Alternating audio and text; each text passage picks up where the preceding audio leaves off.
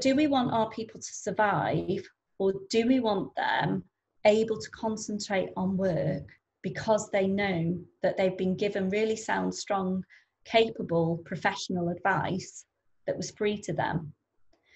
And actually, we want the latter if it's there and at our fingertips. We really want our people to be able to use it and not go into crisis because they've been able to use it and get support, and they're not in survival mode anymore. They're truly in control of their finances or whatever it is that's come up for them.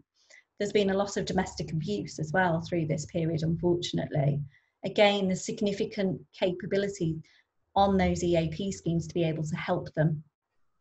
There's been managers put under significant pressure. So unfortunately, there has been significantly more numbers of complaints around bullying and harassment. Again, those sorts of support mechanisms help the employee navigate that.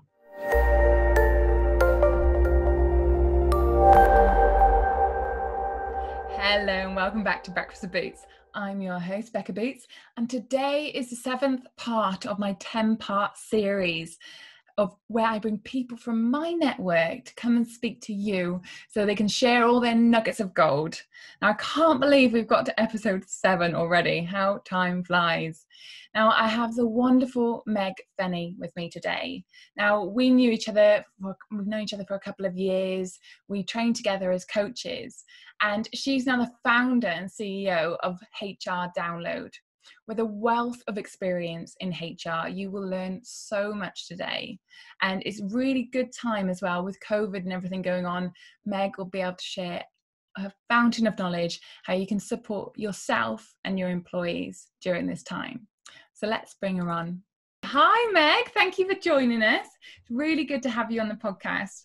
Just for those who don't know you, could you just introduce yourself and tell me a bit more about what you do?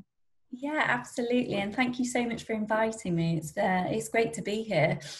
So I'm Meg, and I run a company called HR Download. And that came about really out of my belief that everybody should enjoy what they do. And I had an observation with my managers that there was quite a big gap between that and their reality. And I also think that business owners should really enjoy what they do. And so my company hugely focuses there. So I teach my leaders, then I mentor them, and then I move them on to coaching when they're ready to navigate employment law with ease. We do some building blocks around that. And then we start to work on how to create a vibrant workplace for them. And yeah, I love it. I'm really pleased I've done it. Yeah. Very you, because you've worked in HR for quite a while before that, didn't you? Yes, so I've been in HR for 18 years. I don't like to say that really because it makes me feel really old. But yeah, 18 years now I've been doing this sort of work. Yeah. It's an interesting time to do it as well, because we're talking about how like challenging it is at the moment, especially for HR personnel. Like, have you found like navigating your business during this time quite difficult? Well, I laugh about it actually, because I kind of feel like, I've set up my business for COVID, because I only started it. I had a dream of doing it when I was in my 20s. I'm clearly not there now if I've been working for nearly 20 years, but I had a dream about doing it a long time ago, and I got brave enough really this time last year. I started to set up my business, but I did it slowly, and then set it up properly to run at it. I know the date, the 20th of January of this year. Slap bang ready for COVID, really. But I'm so pleased that I've done it. And yes, it's been in some ways quite challenging. It's absolutely kept me on my toes. The employment law landscape was always going to be quite changing because of Brexit, and I still envisage significant change coming because of Brexit. But the speed and agility that the government just stuffed us into with their response to COVID has been brilliant. They've done amazing work, but yeah, there's been some stuff that they've had to then retrofit behind, which has caused some challenges for my managers, as they thought it was one way, then it was another. And we just need to be on our toes all the time with things, with employment law, because it's continuously evolving as the needs of the country evolve and the government change things on the back of it. So it is interesting, but I quite like it. Yeah, you're well set up for it, your experience. So and I suppose when you're dealing with the clients, they're aware that this is a really challenging time. And what are the main things that they found challenging?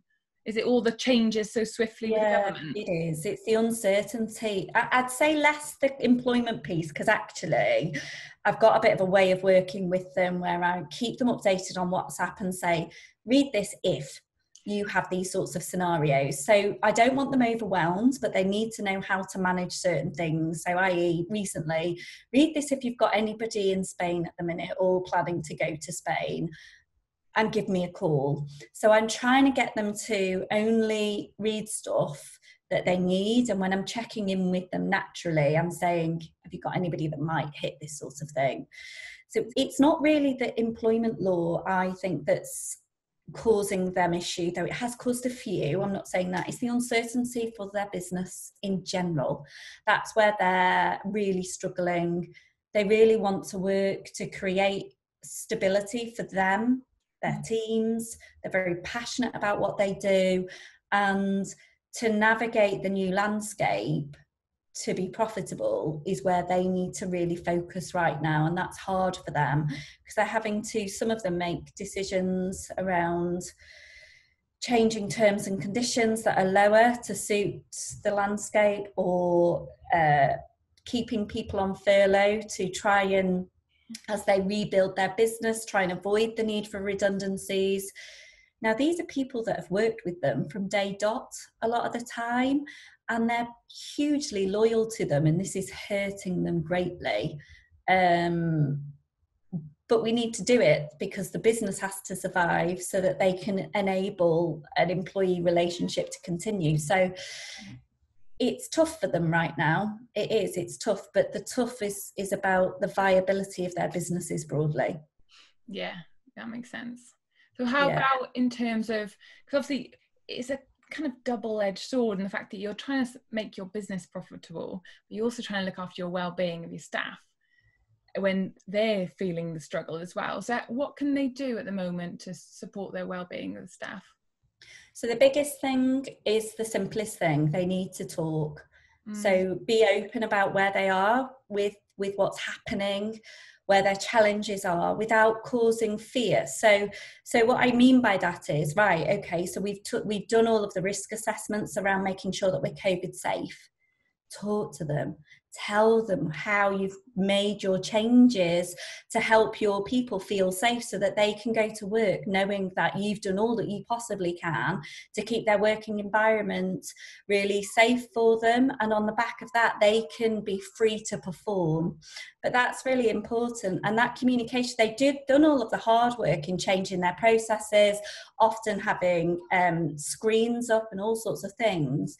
But they're not then helping their team understand how that's keeping them safe, which means that their team's still a little nervous. Do they really know what the new way of working is? So that comms is really important. And with any sort of change, it has to be repeated very, very regularly for people to actually feel safe. So I suppose don't lose that safety piece. It's critical for people right now. There's no way that you can mentally get them into a safe mental health space if you're not protecting their safety space. Yeah. So for me, that's the biggest piece. And interestingly, the biggest miss. It's really obvious. As soon as I go in, I'm like, you've got all of this, but nobody knows really what you're doing, why you're doing it, how you are. Because when I go into the workspaces, ask those questions. Because if I want to create a vibrant workplace, which is my brand's promise, and people to enjoy what they're doing, they can't be fearful of the place that they're doing it within. Yeah. So reading research around that, where the people's mental health was more affected by if they've got a job that they're insecure about, more than if they're unemployed and they don't have any money coming in. Yeah. It's that insecurity part which really affects how you Yeah. feel. It's very important. And that's the other thing around, you know, if you've got a sales win that's coming in that means something big to the company, goodness me, celebrate that. Get it out there. Tell your people what it means. Help them understand where the true position of the organisation is without the scale of emotion. So you have to practice that. And I work hard with my leaders behind the scenes on that sort of thing. So it's important that you deliver the message with credibility and honesty, but without playing too much fear through.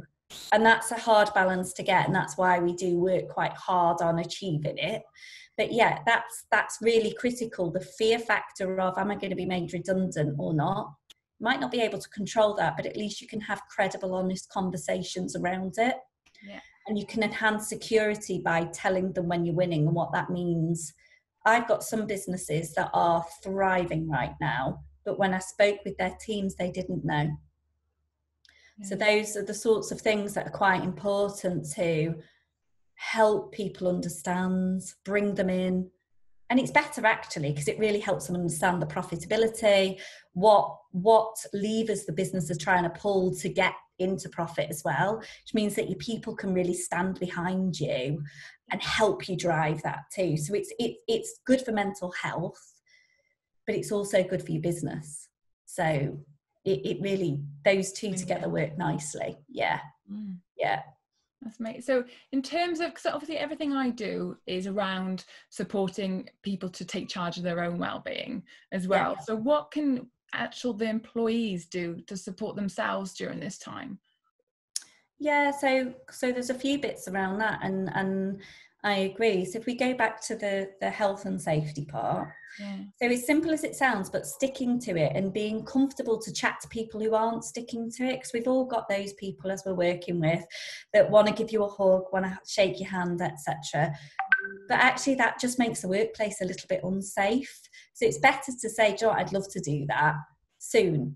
Let's do it soon. So having some armory in your language where you, in your little tool bag, if you like, where you can say, think just simple things like, that would be a really good high five moment, never mind.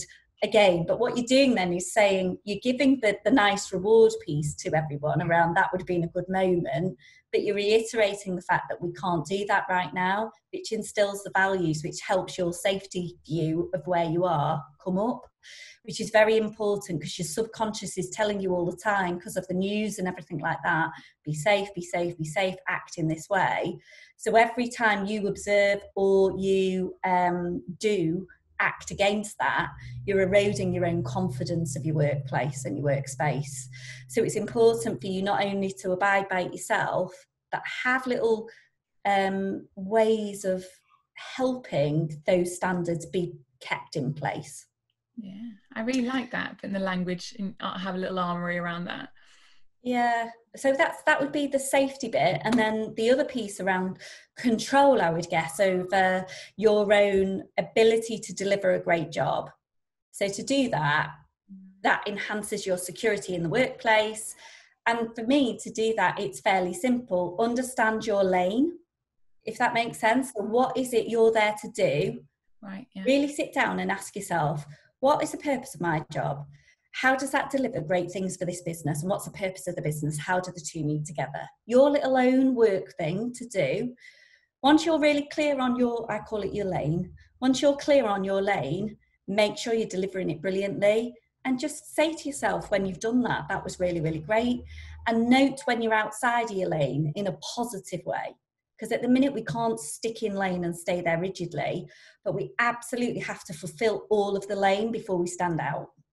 Does that make sense? So we've got to do what we need to do, and then we can do a bit more. And when we know that we're contributing like that, help your leader understand how you're adding value, because you now know, don't you? Because you know what the purpose of the company is. You know where your role is adding value to the company, and you know how you're on it.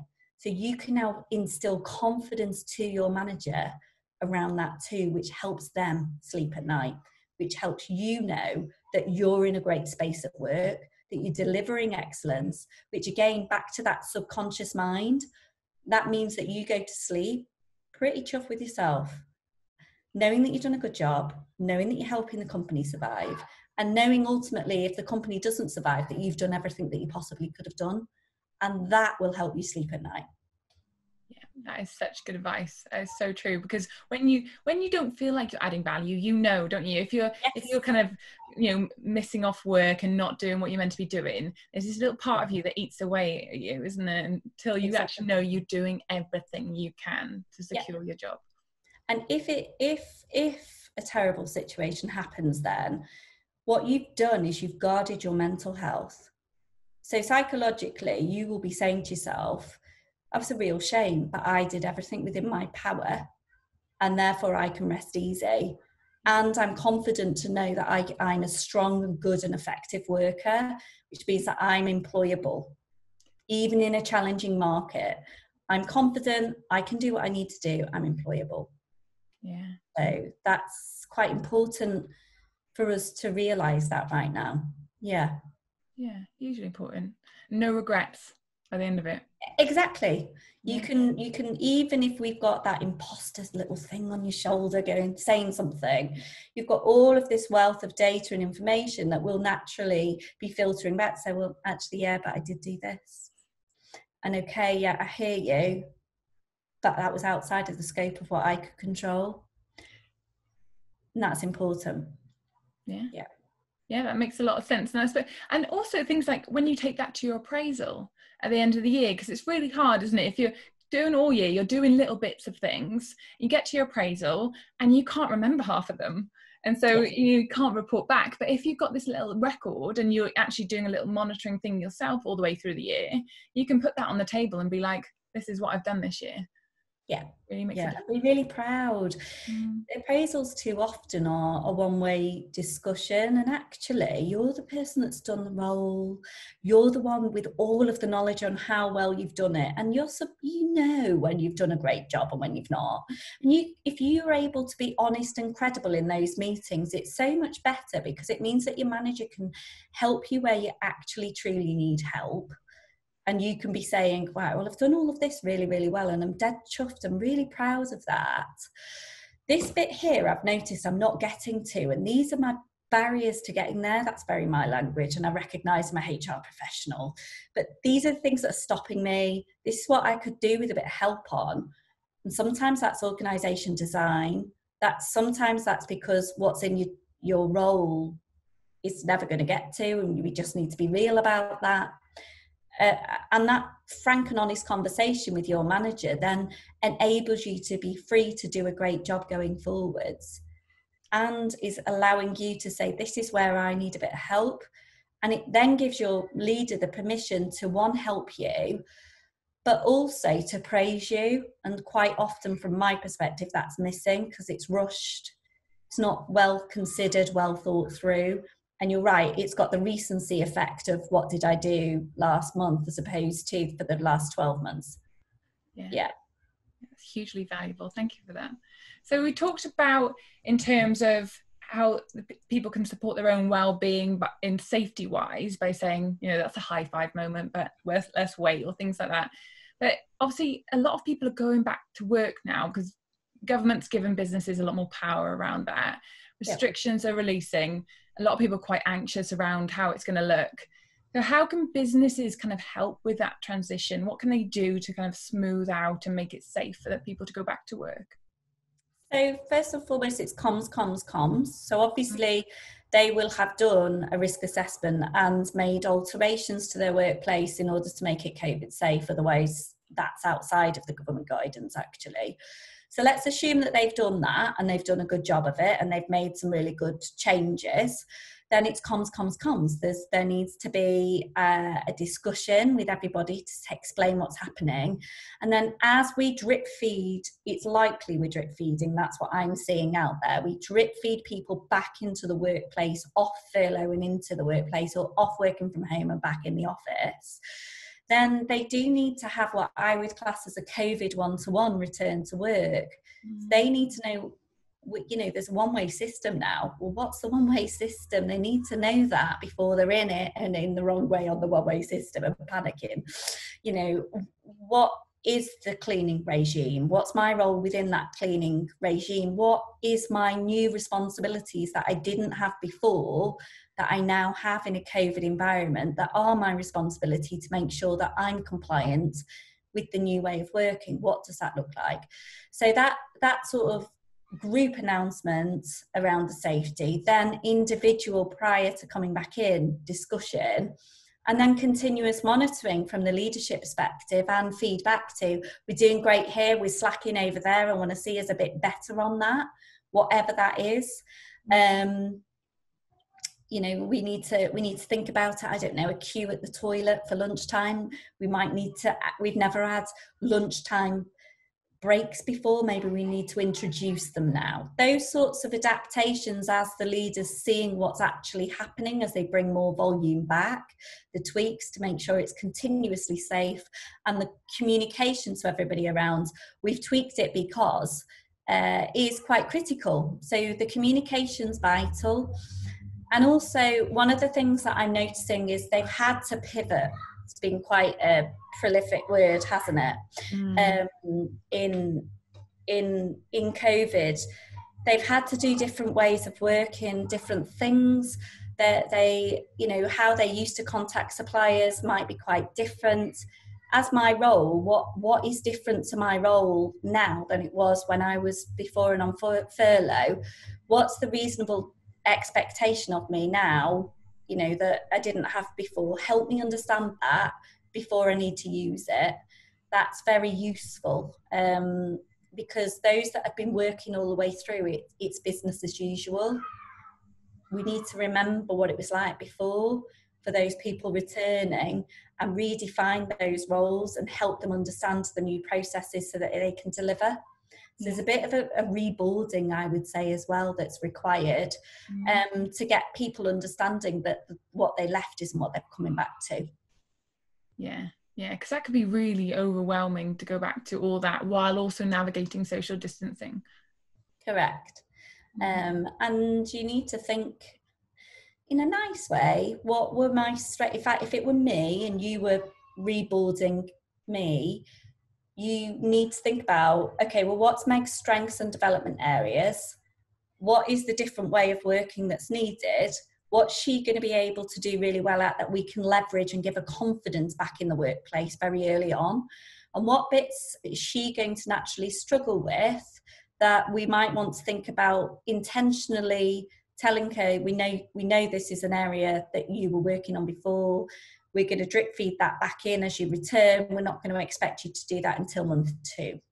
Yeah. What that does is it builds my confidence because I'm only working on the stuff that I'm good at to start with, enables my brain free to really learn the new safety protocols. And then my subconscious mind is connecting and saying, well, I wasn't very good at that. What am I going to do differently when that work comes back to me? How am I going to do it so that that's not something that is a perception about me going forwards?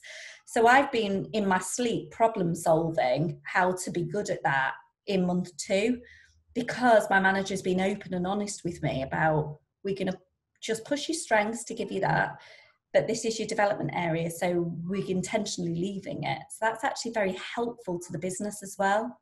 Yeah, massively. It maps out your route, doesn't it, ahead? So you, like you said, you can think about it, maybe in your sleep, your problem solving or whatever, you can plan it as you go. Yeah. So it brings the performance of the whole organisation up, because we know where we're good and we're given the permission to drive it, and we know where we've got gaps and we're given the permission to leave it for a little bit whilst we ensure that we're good at everything else, and then we bring up the rear very quickly as we come back on board. Yeah, and that I haven't seen that very much in companies, where I know obviously this is a whole new experience in COVID, but where, you know, they've had someone who has had to slowly be reintroduced back to work. I haven't often seen them slowly drip feed them while communicating that what's further down the line. That's a really good strategy. They don't do it. They should do it, and it's very simple to do. and it just works. So I'm very interested, and that's how we met, isn't it? I'm very interested in making the brain work for ultimate performance for the business and organisation, and freedom of people to just enjoy what they do. And when they are performing highly, it's because they're enjoying what they do. So the connection's absolutely entwined, it's there. So that's where I've been researching for many years, and that's why I push this. And I've worked with some really big organisations to work out how and why you would onboard people in certain ways. And that's what we did with CEOs. That's how we onboarded our CEO, CFO, those sorts of people. And I see it no different, because they're humans at the end of the day as anyone else coming into the workplace. I'm a big advocate of being very intentional in where you use the development data that you've got, and how you do it in a way that's really liberating for your team, that will help drive your performance. So that connection together and being intentional about it really pushes the org forwards, which is nice. Yeah.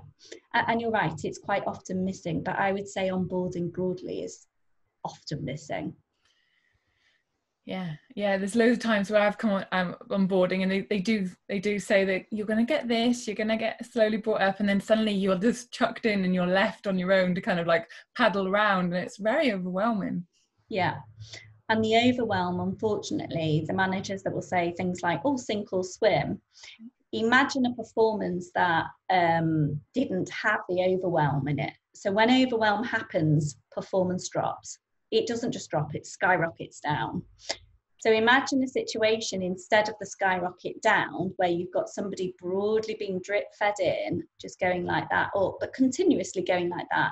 At some point they hit their curve, and it's like the accelerator curve. So they go, yeah. That's how it happens. But if you, on that curve, try and give them, so they're taking at that point, they're not being fed. So they're now hungry, they've got it, they're dragging the work from the leader. Now imagine a dump, they're overwhelmed. What happens on the performance graph is they start here and they're totally overwhelmed, they've stopped almost. They're trying to come back up, but their trajectory, you normally see it around 12 months before somebody's performing at the level they were really expected to perform at through recruitment. But if you intentionally onboard people, you can do it in 3 months. That's 9 months worth of productivity that one organisation's lost versus another. That's massive. Yeah, that's a huge amount of money. Yeah. I've seen that. I've experienced it. I always think to myself, I know it's going to take me at least 6 to 9 months to get up to speed sometimes, because there isn't that level of support. And so you go and you do it yourself, don't you? You're proactive, and you go around and try and speak to everyone to say, well, what do you do? How can I fit into that? How can I support that? And then, but they're so busy. It's kind of, that'd be a really good strategy to see rolling out. Yeah. Well, my clients, we roll that out. That's what we've been doing through them coming back from furlough and COVID, and with every new hire they get an onboarding suite of tutorials to help them on a bi-weekly basis know exactly what they should be doing, why and when, broadly. It's really helpful. Yes, it is. It's nice. The feedback's great, and it's nice to see them. See the people that I know would ordinarily be in overwhelm not be there, and just be still buzzing on week 5 and 6. Yeah. Rather than like, oh, what am I doing? Brilliant. Yeah. But like, obviously, some people will be going back to work now, but like this pandemic has changed businesses completely as we know it, hasn't it? And so some people will continue to work from home now. I think you'll see that. I don't know, what do you think? Do you think you'll see that a lot now in businesses? I think the big corporates are choosing to do that. Absolutely see a lot of that. A lot of offices they're choosing not to use. Though if you think about the large corporates, they already had dispersed global teams, had a lot of competence inbuilt within the organisation to work virtually. I'm not seeing that same level of capability in the smaller businesses. Yeah. And also, of course, production, you can't produce from home. It's not how it works. So it's a balance and a change, I would say. I think there is going to be more people working from home where they can, and rightly so.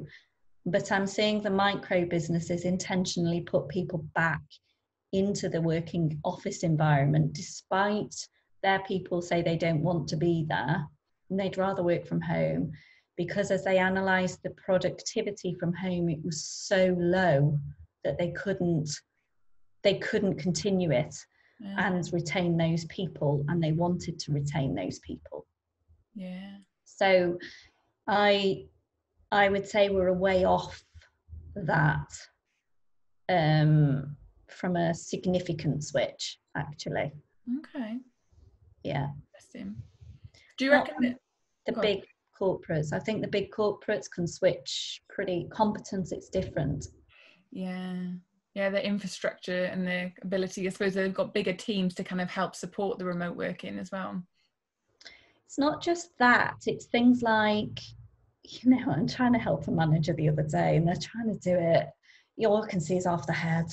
Can't see any of the body language. You must have had those. Yeah. It's like right up here and you can see right up their nose. And you're concentrating more on what are they doing as opposed to the content of the discussion. Yeah. It's that type of competence that in the larger corporates, without understanding that you are getting that exposure, capability and experience they have, the small micro businesses have never ever worked from home. They had desktop computers for their teams. They didn't ever expect that in a lovely way. They never worked from home. If the job wasn't done, they just stayed till the job was done and they paid them overtime. They didn't expect them to go home with their laptop and carry on working through the weekend until it's done. Actually, the bigger corporates do. So it's not to chastise the smaller businesses. They have very strong principles and ethics around work-life balance, which are really to be admired. But they have a small, close-knit team that works best together. And the manager hasn't developed the skills either, and neither have the team or the discipline. So the team haven't created a discipline of how to work on my own as the employees, and the manager hasn't created an understanding of how to manage virtually, which is completely different to supervisory, being able to know exactly what's going on all of the time and intervene at exactly the right moment because you're always there. Yeah. And that's why the productivity is dropping from my review of the clients I'm working with.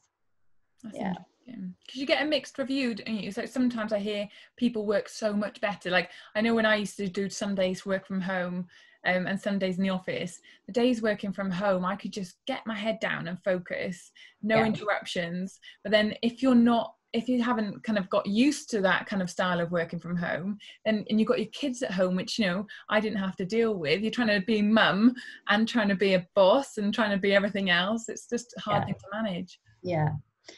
And the research, so I was on a webinar with Gartner the other day, and the research that they've got is that only 10% of people actually work from home better, consistently, on a consistent basis.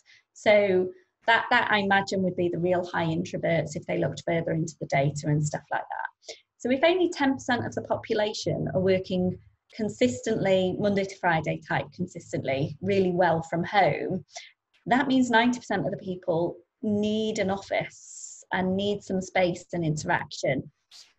And that would go with what I'm seeing, really. That would support what I'm seeing a little bit. But within that 90%, what they were saying was actually they would like, within that 90%, they would like to be able to have work from home 2 or 3 days and just have 1 or 2 days in the office. That blend is really what was coming through, rather than the sharp, kind of the stark home working piece. So I guess I'd throw caution to if those metrics are right, and they were very quick through the COVID to do it. So I imagine they're going to do it again, and I've not had the update.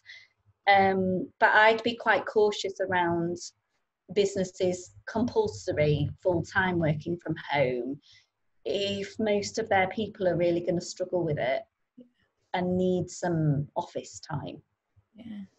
Yeah, especially if you're alone as well. If you live on your own and your office time is where you socialize. Yeah, and there's a lot of people. I've got on my phone a list of people that I've created for they're in total isolation through lockdown because they live on their own. Normally not a problem, they're really vibrant, outgoing people, happy as Larry, living on their own because they've got this wonderful social network that got totally cut from them. Those people working from home, the office was their vice, it was their place where they came alive. That's tough to choose to take that away from them forever. Yeah. So say, for example, we go into this kind of merged world of, working from home and working from the office. What can companies do to support their staff in terms of their well-being when they're at home? Say, for example, they might be isolated, or their productivity. What can they do to support that? So one of the things, this is into how to work virtually, really. And it's all about the objective. So rather than the micromanagement, so please don't phone everybody up in the morning and check they're out of bed, and phone them last thing at night and check they're still working. How demotivating is that? Because what you're saying to your people is, I don't trust you. Loud and clear, you're telling them, I don't trust you, so I'm going to check you in the morning, I'm going to check you out at night, I'm going to make sure you've worked through that day because I've done that. That's a terrible way to work with them. Even if your intention is strong, the reality is they will be feeling completely micromanaged. So that's not a good way. But they do need some structure. So I would recommend that you have midweek checkpoints and a starter, because you need a way as well to be checking in on your projects and things like that. So there's what I would class as your formal check-ins, probably twice a week, and your informal in moments that you need to be working through. So if you're a manager and you're working on a programme of work and you've got your team in front of you, you'd naturally be buzzing around going, how are you getting on with that? What's going on? So that is a phone call now, not a Zoom, but a phone call, because Zoom has its place in the more formal stuff, but it's not for all the time. So in the off moments, it's I need this for that bit to be happening. How are you getting on with it? What's going on? Are you having any problems? And an encouragement for your team to do the same, so that there's a behind the scenes significant communication and collaboration going on to enable the formal meetings the more structured ones where you're doing a catch up to be really effective. So you're able to say, right, well, we're expecting to get to this point by this point, where are we all? And people know that they're going to have to contribute to where they are against their activity for the week, so to speak. And within that, you can be celebrating success, talking about where things are not going as well, and problem solving, as well. That's for the kind of more Zoomy type Teams meetings, and then the off meetings. But before you do all of that, the piece about, okay, my team are at home, what's my role as manager? I get back to that piece that I talked to you about before. For you as an employee, what should you do? So as the manager, no different. So what is my role for my department? What does good look like for their delivery of my department through this? What is that? Then on the back of that, how is my department structured to deliver that need? And who am I going to for what? And then if there's not clarity, going to each of them on a one-to-one basis, and you should have a one-to-one, again, that would be over Zoom. That should be on a bi-weekly basis as a minimum. But what you need in that one-to-one space to make sure that clarity is really fully understood and what you're expecting is their outcome. What that means for them is, right, I've got my lane, back to that lane. I've got my lane, I understand it, being able to explain where I am against it. On the back of that, then you're really clear about how you're delivering everything. And you need to be thinking and flexing with the COVID as stuff's coming in from your manager, or if you're the CEO, what's coming that's a bit different, What does that mean for the roles that we've got? Is there any change that we need to be fluid with? And how am I going to communicate that through? And it's when you've got into, that's very output based. When you're into the very output based and you're communicating in that way, I, as an employee, I've got the permission to go and do. So I've got my own lane now. I've got my permission from you to do a great job behind the scenes. I don't need to be asking teacher all the time. Yeah. So a way to tell if you're a manager listening to this and thinking, well, how do I know whether I'm in the recipe book mode, which is not going to work for virtual working, or if I'm in the mode of what we're trying to achieve? A sure sign is that you're feeling bogged down and stressed by your team not acting without your approval, coming to you too often with what to do next, or missing activity and actions that you thought they were perfectly capable of doing. It's normally because you've not defined their space well enough. Yeah. Yeah. And giving them the autonomy to make them feel comfortable about making decisions on their own. Yeah. Yeah. So that comes to the kind of the, where is their permission? Where is that granted? So within those one-to-ones, when you're talking to them about that, you'd be saying, well, you've got freedom to do all of this up to, if there's a budget involved, up to 3,000, expect you to be making those decisions. But yeah, we need to be checking in at this point, $1,500. If you've spent that much on this program of work, then I'd really like to talk to you about it. No different really from a CEO who might have control of a country and able to spend up to 100,000.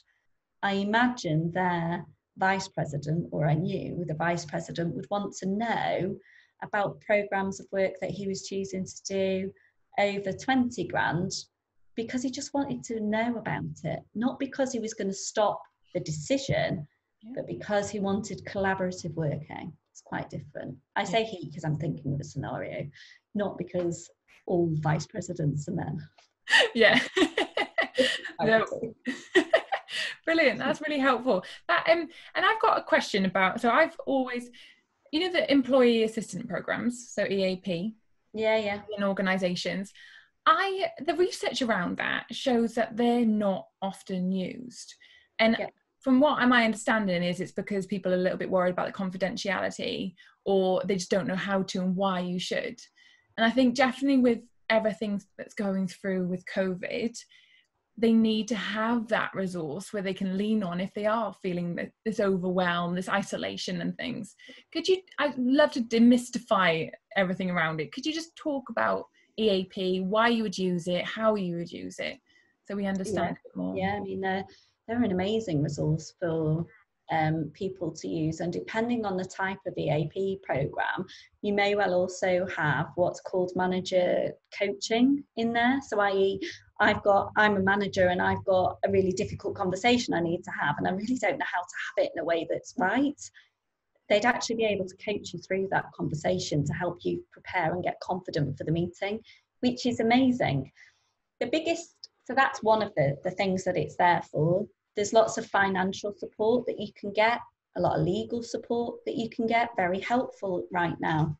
When you've got a lot of bills to pay and potentially gone on 80% wage or under. So of course there's a lot of executives that earn a lot more than the £2,500 cap, and with massive mortgages, because we live to our means, and they have significant challenges right now, possibly more so than the people that are on 80% wage, and because they're on about, some of them, not anywhere near 80%. But those sorts of support is absolutely, it's not that it's vital. I'm not saying that, because people can survive. Yeah. So, but do we want our people to survive, or do we want them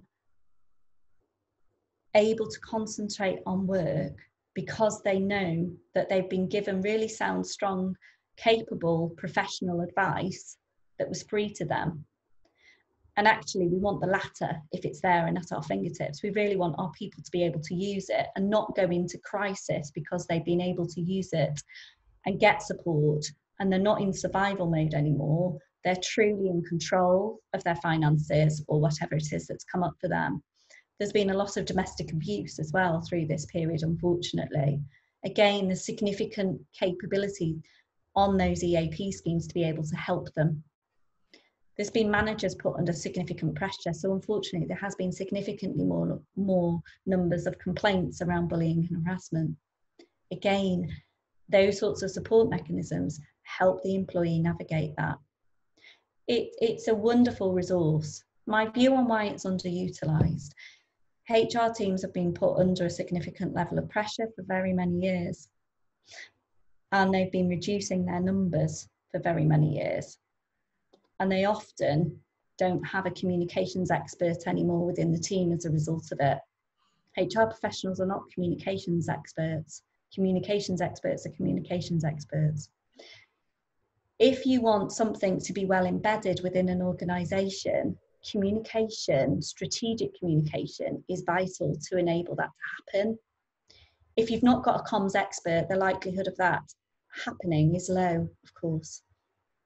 So my view is we need to take internal communication significantly more seriously if we truly want cultural control.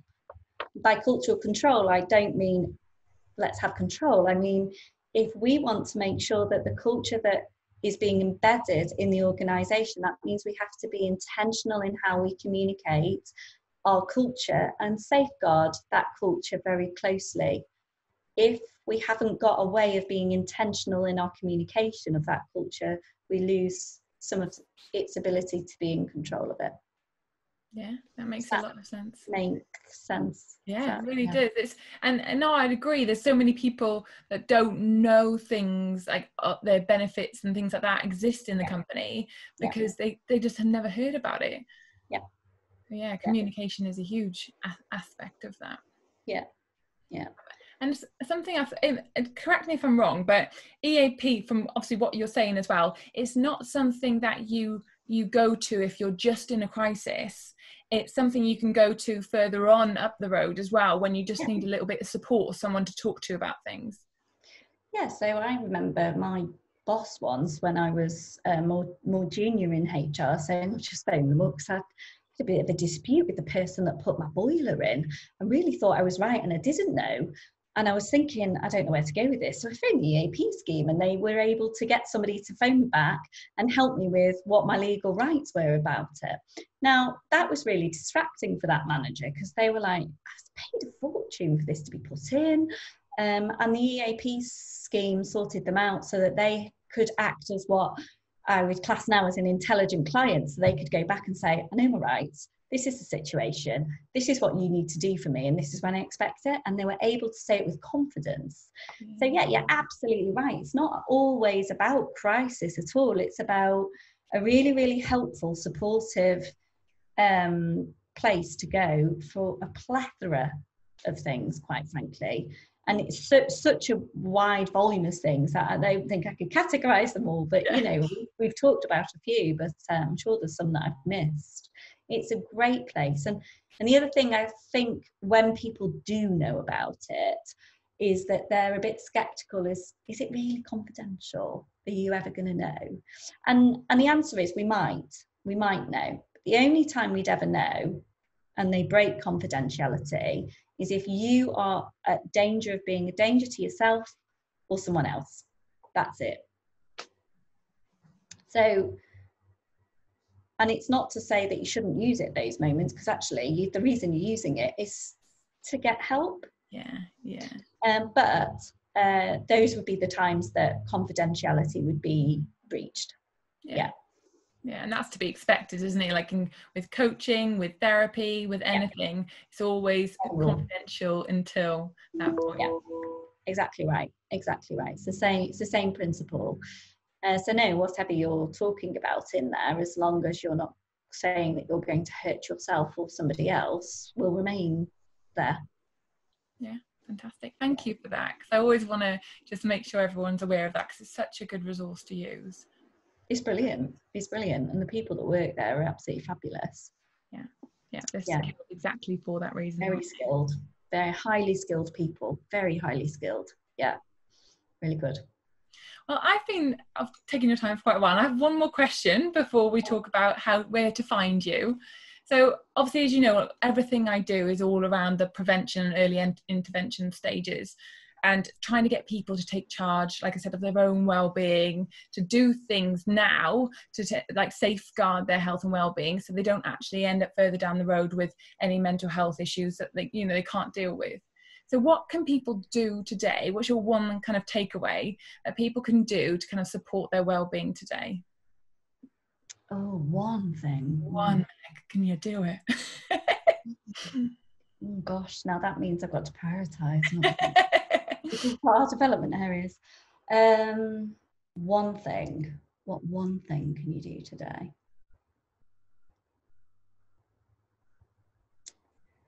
Sleep.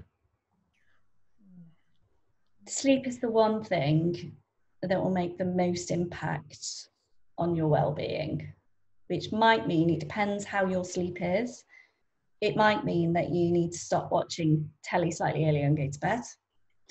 It might mean that you need to drink more water through the day to enable your body to actually get rest and sleep. It might mean you need to think about your nutrition to enable sleep to happen. It might mean you need to go for a walk and get your mind clear a little bit to enable sleep to happen. But fundamentally, sleep is critical. I don't know whether you know, but what happens, our brain can't clean itself at all unless you're asleep. And it takes 4 hours for I call it a washing machine cycle. Still brain cycles it goes through. Really, I mean, you can do it in 7.5 because they'll go 2 cycles, but really you are looking for the 8 hours sleep.